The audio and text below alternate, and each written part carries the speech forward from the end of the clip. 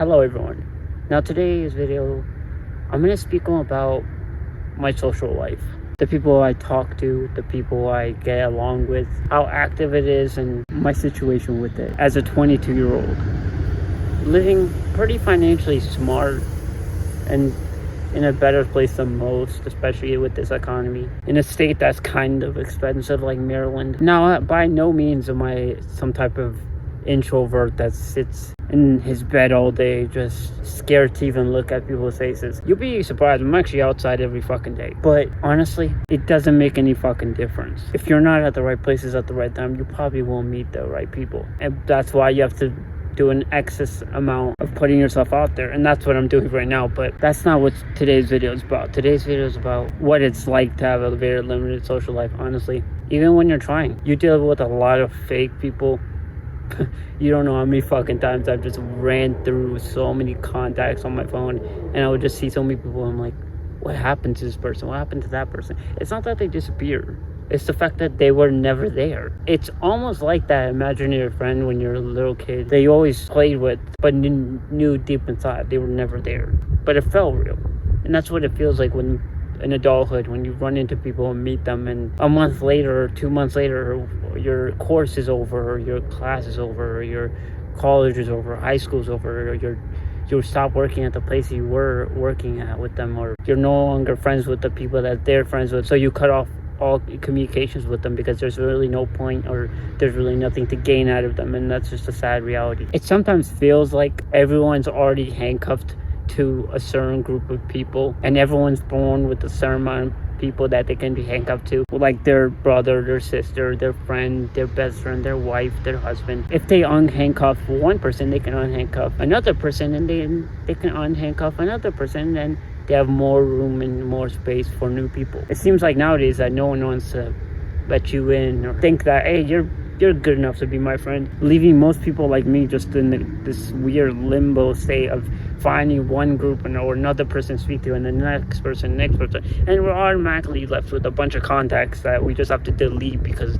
we realized we weren't good enough. It's like a job we applied to knowing that we were never going to get accepted, but being around that environment made us feel good, and maybe, who knows, we might meet a connection that will take us farther in our career endeavors. And that's kind of sad. It gets me low. It gets me really, really low. It takes me dark times, even with all my financial success. And it's funny talking to people that are older than me saying, oh, Jack, I wish I was your age. I would have focused on school. I would have focused on my career, took care of my family, bought a house in a different state, and just lived in the woods and just enjoyed the peace and quiet and didn't have to deal with no stress. I was stupid for just having so much fun and so much just hanging out with the wrong people and stuff like that. And you sit there and think to yourself, bro, I'm doing exactly what you wish you did. I'm no hyper. I'm not. And I don't smile a lot, either fakeness, because I don't believe being fake is right. I smile because it's an opportunity for a better life every time you cross by or meet someone new. Not that I did bring up being fake and fakeness and all that. It's funny to think that most relationships are fake. The people you meet are fake. The more people you talk to, you're surrounded by fake people. The lies, the gossip, and all that. And even when a person like me doesn't do any of that and keeps it honest and always tries to help out people and always there. You need me at 4 a.m., I'm there. You need a loan, I'm there. You need a homie to talk to, I'm there. But most people don't look at that as value anymore. It's not valuable to be genuine. It's not.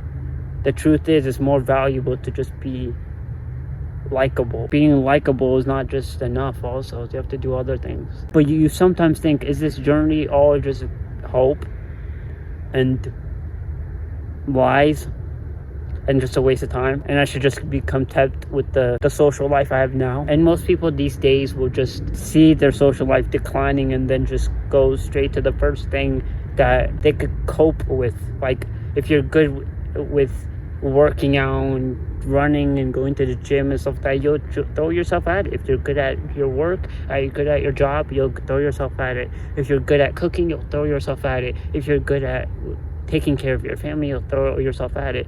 If you're good with your finances, you'll try to improve on that too. And that's what I did when I was younger. I lost my whole friend group. So I threw myself into my work. Did that put me in a better position? Yeah.